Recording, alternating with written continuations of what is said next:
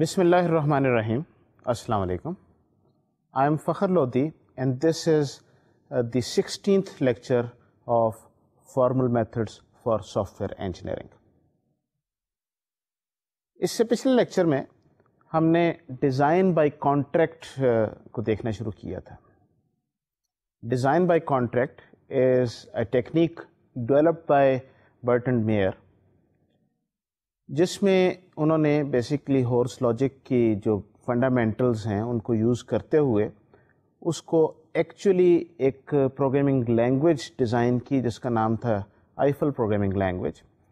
And this design by contract was built into that programming language.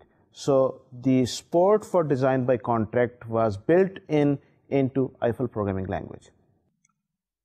Design by contract जैसे कि हम पहले देख चुके हैं, it's based upon the Horse logic और उसकी जो fundamental principles of Horse logic. Horse triple को यूज़ करते हुए डिज़ाइन बाय कॉन्ट्रैक्ट इस्तेमाल किया जाता है. इसमें एक्चुअली कोई वेरिफिकेशन की टेक्निक्स एज सच उतनी मैच्योर नहीं हैं, उस तरीके से नहीं है, लेकिन प्रिंसिपल्स वही हैं. तो डिज़ाइन बाय कॉन्ट्रैक्ट में जो मेन जो उसके एसेंशियल जो कंपोनेंट्स हैं वो कौन कौन से हैं. पिछली बार हमने इन कंपोनेंट्स को देखा था, मैं थोड़ा सा उसको आज दोबारा से रिव्यू करूँगा. So what are those components? In design by contract, the basic notion is what we have a client and a server. So a client program makes a call and the server program gives you that service or gives the client that service that it promises to give. ये client server में जो important जो चीज़ें जो हमने देखी थी वो ये है कि design by contract there is a fundamental difference between design by contract and defensive programming. The fundamental difference is that in defensive programming everything is the responsibility of the server program. That is, we write a program which provides a certain service to the clients in a way that we make it sort of bulletproof. That is, we make sure that intentional and unintentional use or misuse of that service does not cause runtime problems, does not cause a situation that eventually crashes the system. So, we check for all possible conditions, and what happens is that, in those cases, the code that checks for all those error conditions is many a times more than the actual code which is supposed to do the job.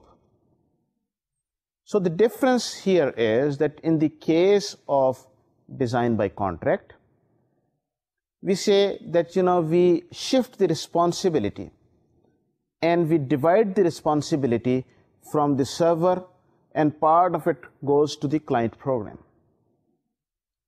That the client is also responsible for some part of the responsibility that, the otherwise in the case of defensive programming that the server was taking. So we had the notion of obligations and benefits. Obligations and benefits means that, we have two sides, a client side and the server side. In the previous case, when we had defensive programming, all the benefits they were given to the client side. The client is asking for a service, he does not, or that program does not have any obligations. It gets all the benefits, it gets that service. On the other hand, all the obligations, they are given to the server side. That is, the server is responsible for the correct operation of the system. Here what we say is both sides, they have certain benefits and at the same time they have certain obligations. And those benefits and obligations, they are given in the form of precondition and postcondition. Precondition is what? Precondition is that, we impose certain restrictions on the input to the method or the function that is being called by the client program. So it is the responsibility of the client to fulfill the precondition. The client has to send the parameters keeping in view the precondition. And if there is anything wrong in the calling mechanism, the server is not responsible for that error. So if the server is not responsible for taking care of those errors, that means that is a benefit to the server side. Now the server has to do less work, it has to have lesser number of checks, and so on and so forth. So the benefit that the server gets becomes an obligation on the client side. On the other hand, server has certain obligations, and those obligations are given in the form of the post condition. The post condition is the specification of the objective of the program. We say, given this particular precondition, the server promises to deliver this output which is given by the post condition. So this is the obligation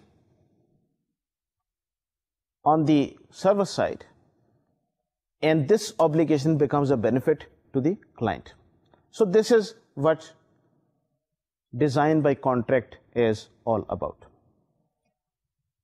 So we have seen this pre and post condition earlier on also in our previous discussions when we were discussing horse logic and the verification and so on and so forth. So this pre and post condition is basically the same concept here. How do we actually check the pre and post condition at the time of implementation?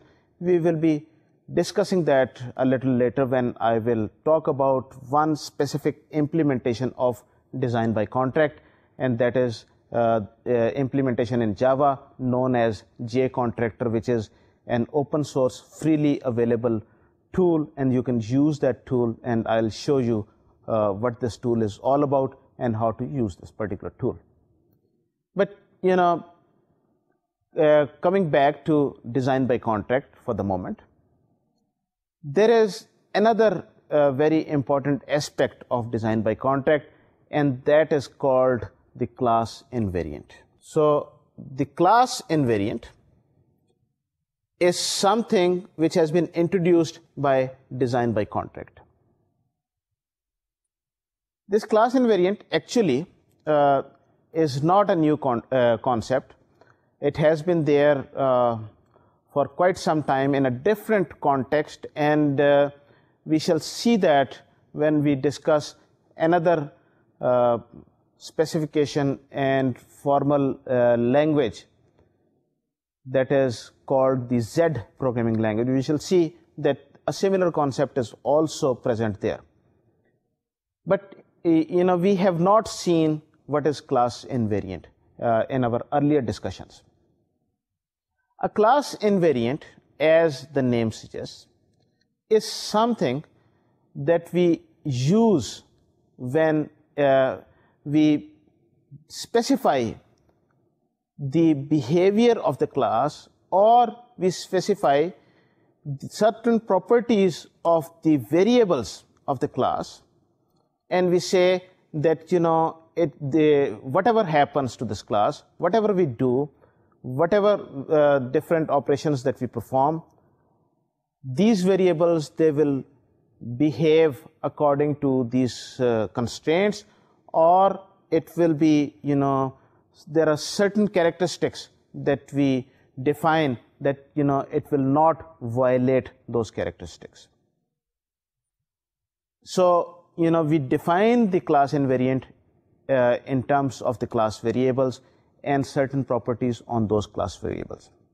So what are class invariant? Let us look at the slide. I'll show you some definitions and certain properties of class invariant and some examples of class invariants. So like I mentioned earlier, a class invariant is a global property of the instances of the class which must be preserved by all methods. Basically, a class invariant is an assertion in the class definition. For example, a class might have the following class invariant, and this is a stack class that we have already seen earlier. So the invariant is count is greater than equal to 0, and count is less than equal to capacity, and stack is empty is equal to count is equal to 0. So what we have seen here, what we have shown here, what we are saying is we have a class invariant for the stack class, and there is this variable called the count, which basically is the number of elements in the stack. So the invariant property here is we are saying that the count can never be less than 0, and it can never be greater than the maximum capacity of the stack, assuming we are using array here in this particular case.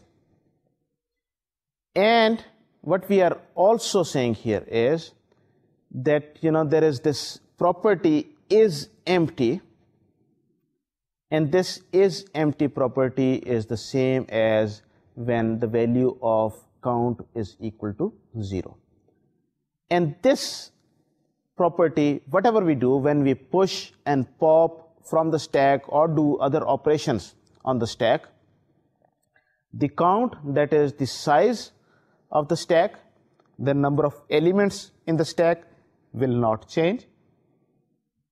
It will not, the number of elements will change when we push and pop, but it will not become less than 0, and it will not become greater than the maximum capacity.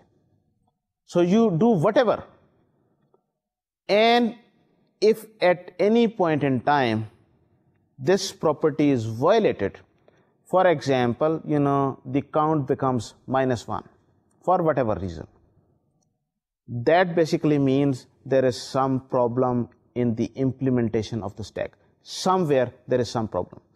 Most probably there is some problem in the pop operation. And we may be popping from an empty stack, or we may be decrementing more than 1 in some particular case. Only then it will become -1, or it will become negative, and hence at that point in time the assertion will be checked and an exception will be raised, and we will know that there is some kind of a problem with the implementation. Note one thing here, that this is not an exception condition. Although an exception is raised, an exception is a runtime error, but the condition that caused this particular exception is not an exceptional condition, it is a bug in the program. It is very, very important to remember that. A proper exception would be, that actually is not a bug in the program. For example, I am connecting to a remote database, and I'm doing a query on that remote database from my desktop computer, And while I'm doing that, while I'm connecting, or while I have connected to that database, I'm making that query, the connection breaks down. And when there is this broken connection, at that time, the query, I will not be able to link with that database system, and hence, I will not get an answer. So if I make a query, it will come back that, the connection could not be made. So hence, there is an exception. Note one thing here, that there is nothing wrong in this particular case in my program. Program is perfectly all right, but then there is some runtime condition, something happened to the network, or there could be some problem on the other side. The database probably could have gone down, and hence it resulted in an exception. But in this particular case, when we are talking about design by contract, and whenever there is a violation of the contract, the exception is raised, but that exception means some error in the program. So this is very important to note and remember. You may catch that exception and do something with that exception, but that is not the purpose of that exception. And I'll talk about that in more detail later. An invariant of a class must be satisfied by every instance of C at all stable times. Stable times are those in which the instance is in an observable state. Now, this is also a very important statement and must be remembered. Here, what we are saying is that, at every observable state, at every stable state, this invariant must be met. So what is meant by a stable state? हमने database के case में stable state देखी होगी आपने शायद. जब आप एक ट्रांजैक्शन आप कर रहे होते हैं, so what happens that if the transaction is incomplete? For example, if you have to update a record or a number of tables in one transaction, and one table is updated, but before the second table or row in that table is updated or inserted or whatever, before that operation is complete, there is some kind of an error, something happens. So what happens to the first update? That is, what happens to the update that you did to the first table?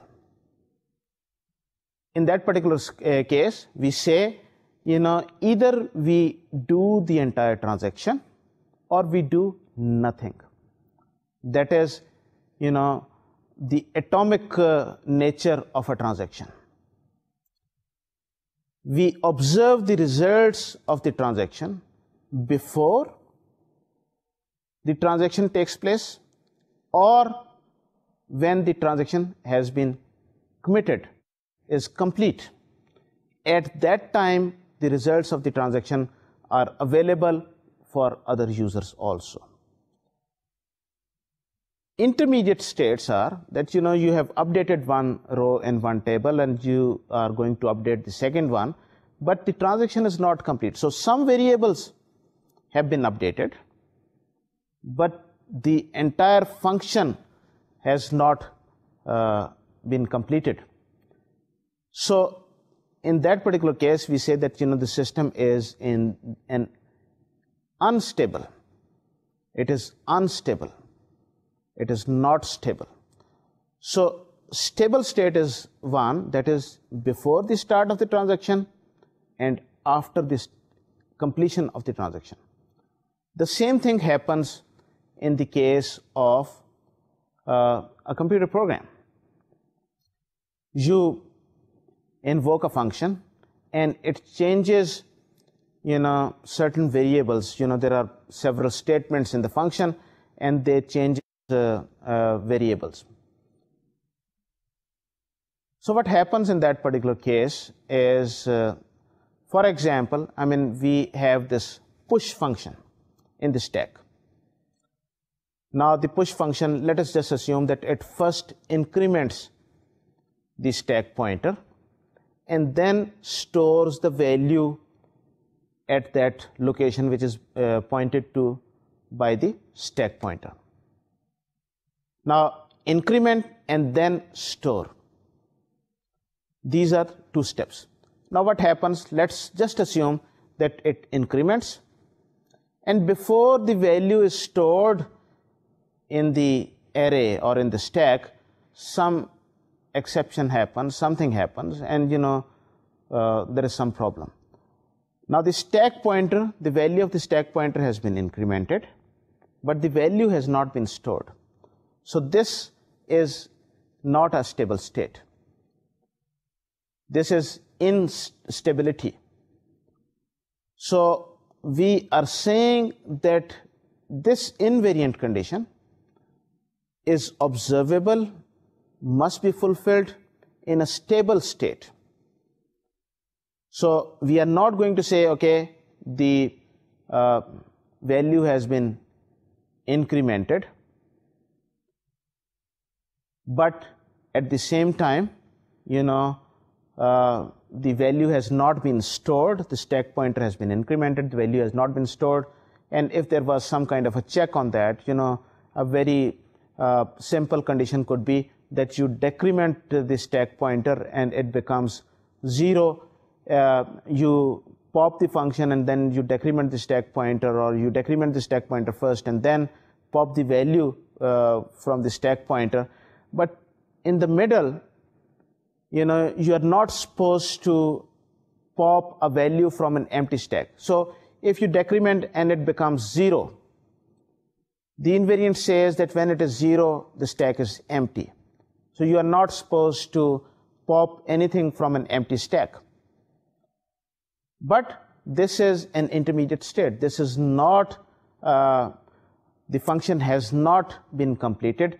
So hence the invariant condition does not apply in this particular case. So once again, I repeat that this invariant condition is applicable only on a stable state, and the stable state is before the start of the transaction and after the transaction is complete. So here is an example in which we have used this design by contract. It's a class representing a range of real numbers. So this is public class real range, private real number min max, public real range real number min, real number max. So these are the two parameters. And to the constructor, so we say this dot min is equal to min and this dot max is equal to max. So we are setting the values of min and max. We say public void set range, so this is a setter function, real number new min, real number new max, and we update the values. This dot min is equal to new min and this dot max is equal to new max. Now the invariant condition in this particular case, we are saying min is less than equal to max. Now what we are saying here, very simple function, but we have imposed a certain invariant onto this class.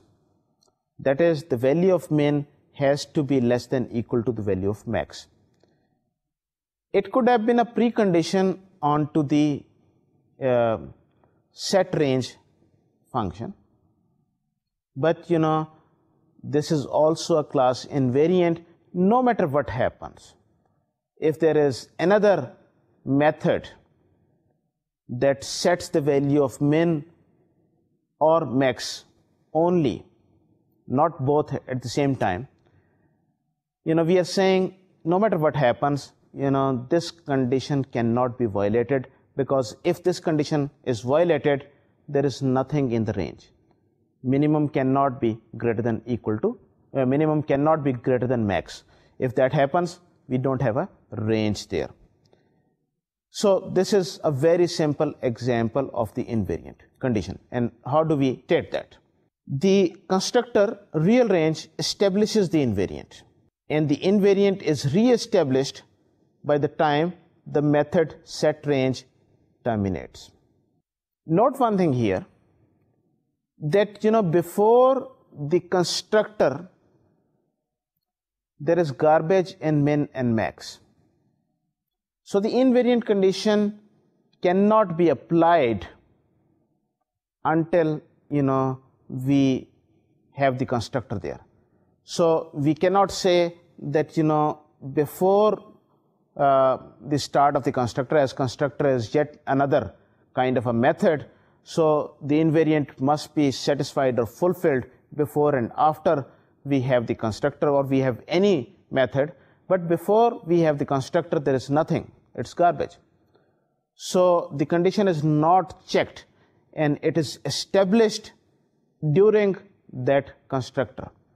Once the constructor is invoked and the instance is created, at that time this invariant condition is established, and then next time when we apply the setRange function, in that particular case, when that function is complete, this condition would be checked at the time of completion.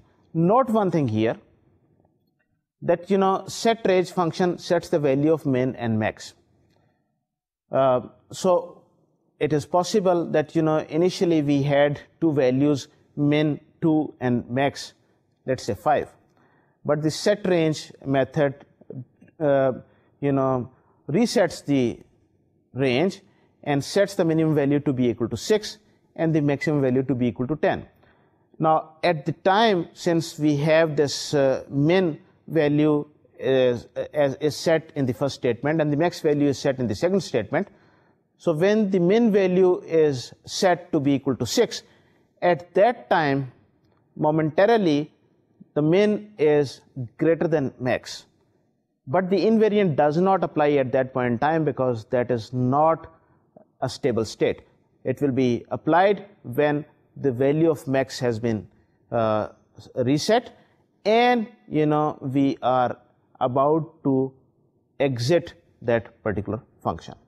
The invariant rule is that an assertion I is a correct invariant for a class C if and only if every constructor of C, when applied to the arguments, satisfying its precondition in a state where the attributes have their default values, and it yields a state which is satisfying I.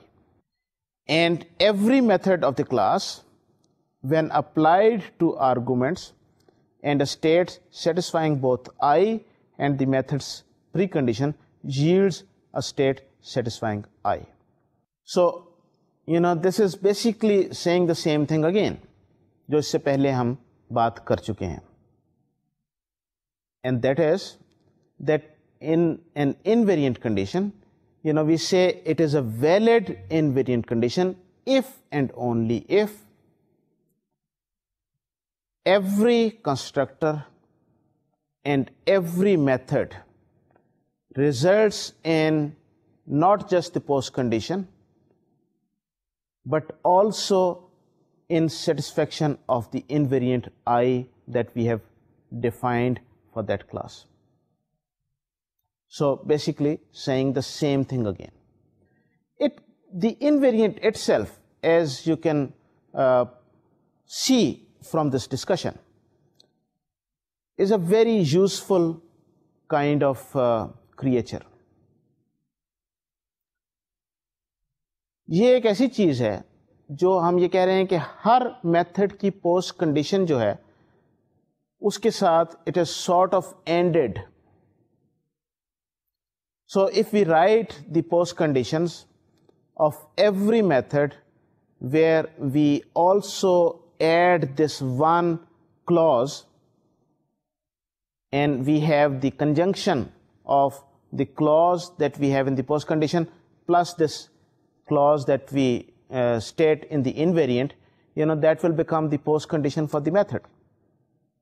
So here we are saying that, since it is to be observed by each and every method, hence it it is stated separately. Instead of repeating it again and again, we put it at one place and we put it as a class invariant. Otherwise, basically, it is part of the post condition for every method. It is nothing more than that. Every method has to satisfy its post condition, and part of it is that it must satisfy the invariant condition. Then we have the design by contract and inheritance.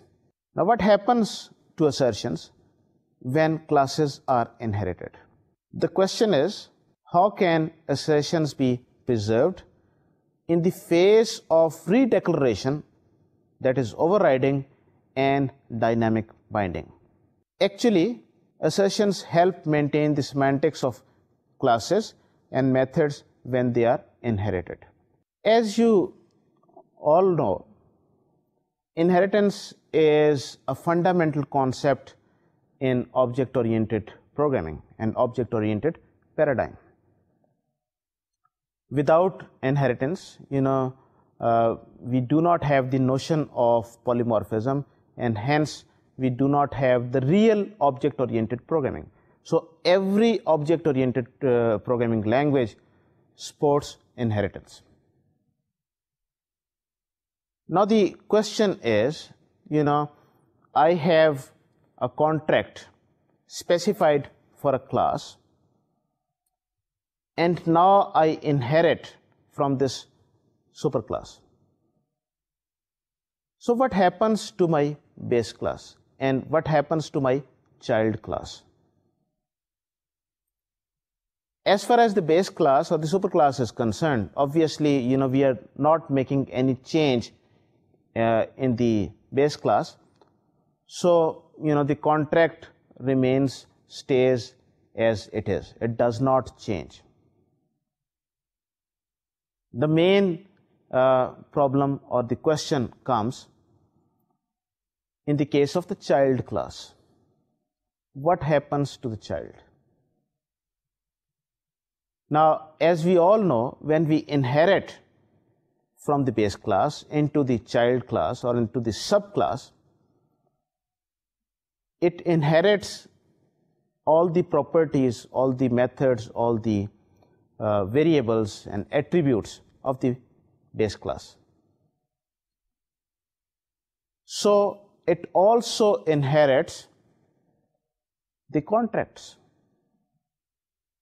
So all the contracts that we have defined for the base class, they are also applicable and available at the child class. Now, when we inherit, we add things to the base class, and we may add new variables, we may add new methods, we may give other kind of extensions, or we may override certain things. So when we do that, what happens? Does it also change the contract? It has to change the contract. Now we have new situation. We may have new variables. We may have new methods. We may have changed the definitions of certain methods. So we must have new contracts for the child class. Now the question is, are there any restrictions? And if there are any restrictions, why are there any restrictions? In fact, the second statement that we made here was, when I was reading the slide, that it actually helps in inheritance, the contract. It makes sure that, we are inheriting properly. And how does it do that? Let us see. The rule is that the invariants of all parents of a class apply to the class itself. So if we have multiple inheritance, then invariants of all the parents of a class apply to the class itself. And the parents' invariants are added, that is logically ANDed to the class own invariant. So what we are saying here? We are saying here is that when we inherit from the parent. We may also add some invariant in the child class. Since we have we may have new variables, so we may want to add some new conditions in the child class. But we are also inheriting the contract from the parent class. And part of the contract is the invariant condition given in the parent class. So that condition is taken and ended, logically ended. We have a conjunction here with the invariant condition of the child class. And if there are more than one parents, if we have multiple inheritance, in that particular case, all the invariants from all the parents, they are taken and logically added with conjunction with the invariant condition for the child class.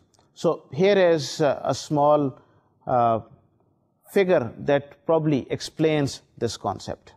So we have a class parent which has certain attributes and certain methods, and there is this invariant condition P. And we have a class child which has certain attributes and certain methods, and there is an invariant condition C. And this class parent is a superclass of the child, so child inherits from that parent. So what actually happens is that the invariant condition of the child is not just C, but it is P and C. The parent's invariant need not be repeated in the class. It is implicitly added. So the concept is really very simple and clear. What we are trying to do here is, since we are inheriting from the parent, that means all the properties of the parent, they must be preserved. And on top of that, we may want to add some more properties into the child class, and we may have certain invariant, a new invariant condition. And the parent's invariant condition is not repeated again.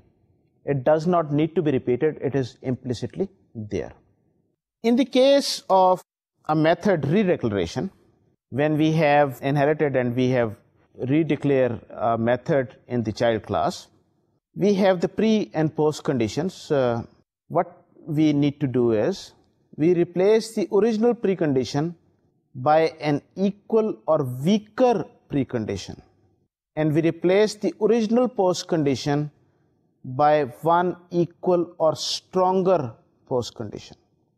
The new version must accept all calls that were acceptable to the original in the case of precondition.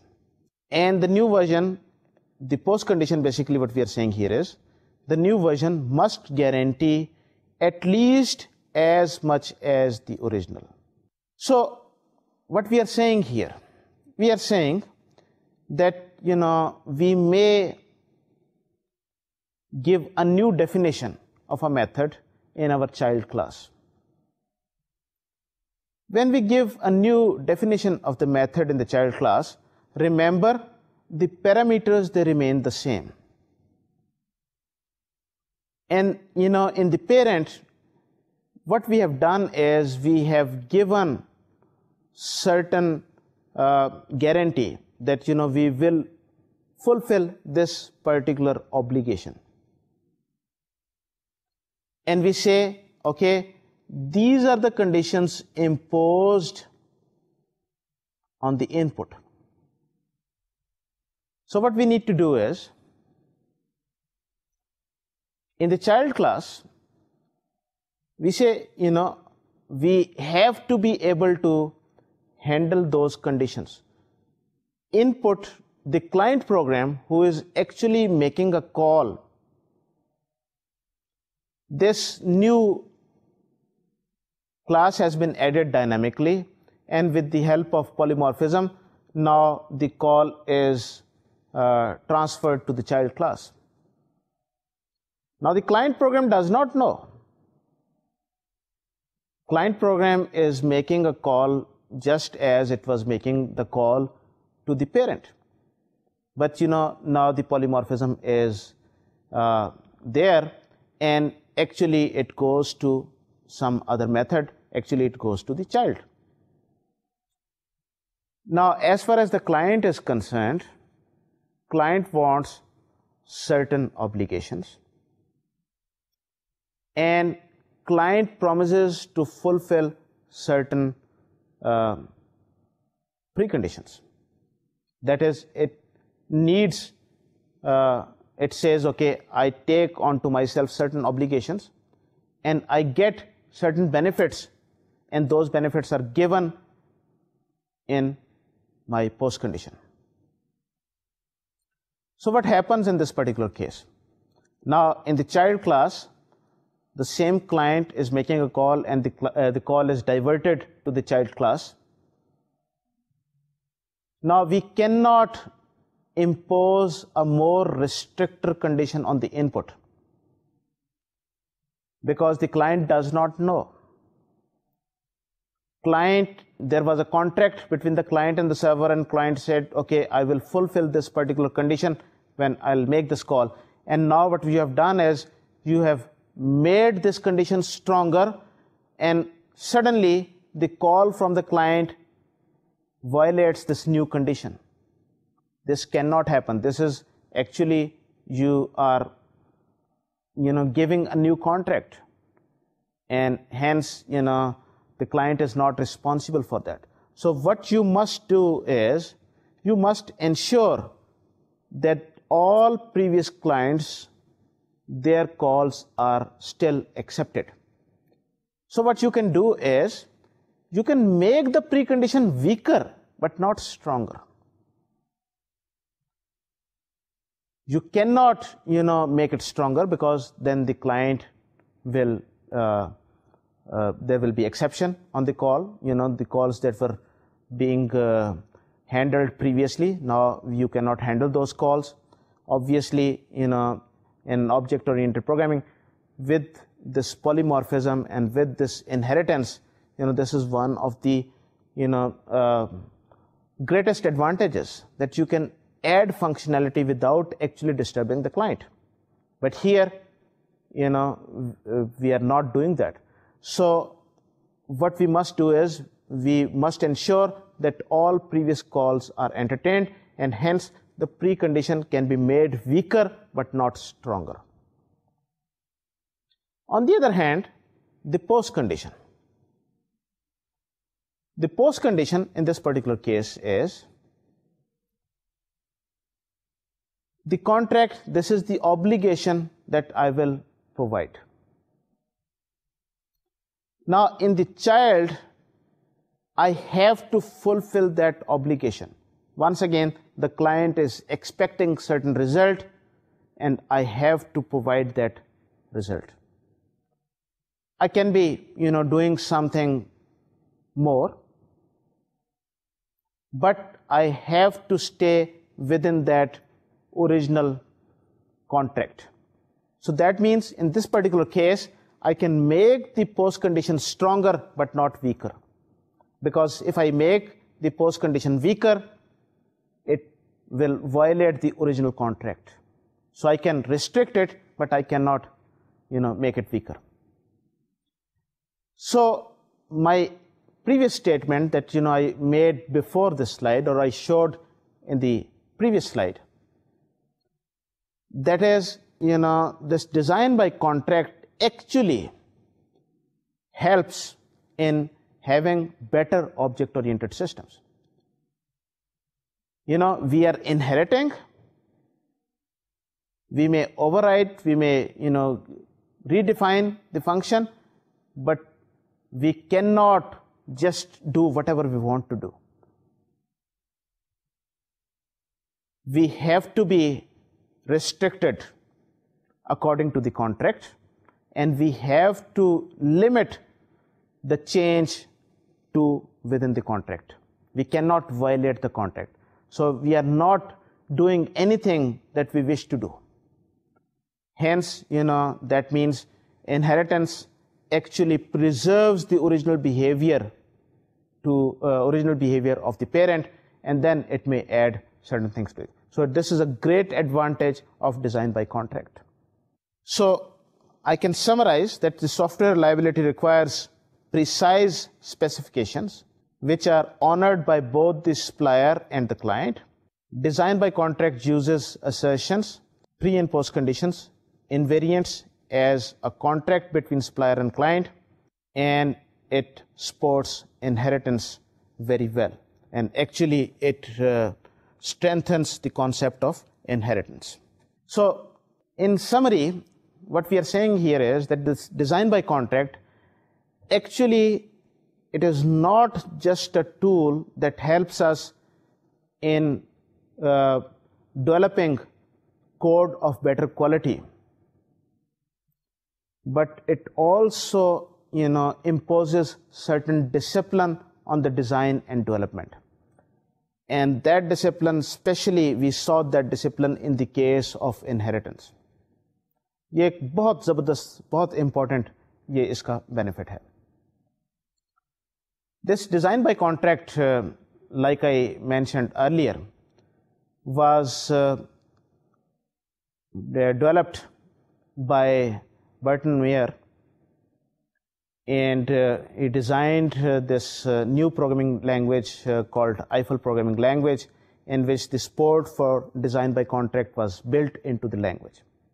Since then, many tools have been developed to provide support of design by contract in different programming languages. So there are number of tools, and the programming languages where these supports are available include C++, C, Eiffel, Java, and so on and so forth.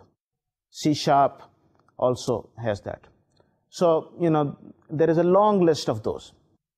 What we will do here is we will pick one programming language, that is Java programming language, and we will look at one particular implementation of design by contract in the Java programming language. And that particular implementation, as I mentioned earlier, is called JContractor. It is an open source, freely available, 100% Java library. So it is basically Java program that gives us design by contract support for Java programs, and you can simply use it in any Java program. And it's a very useful, beautiful utility, and we will discuss that in more detail in the next lecture. This design by contract has also been now put into the UML language.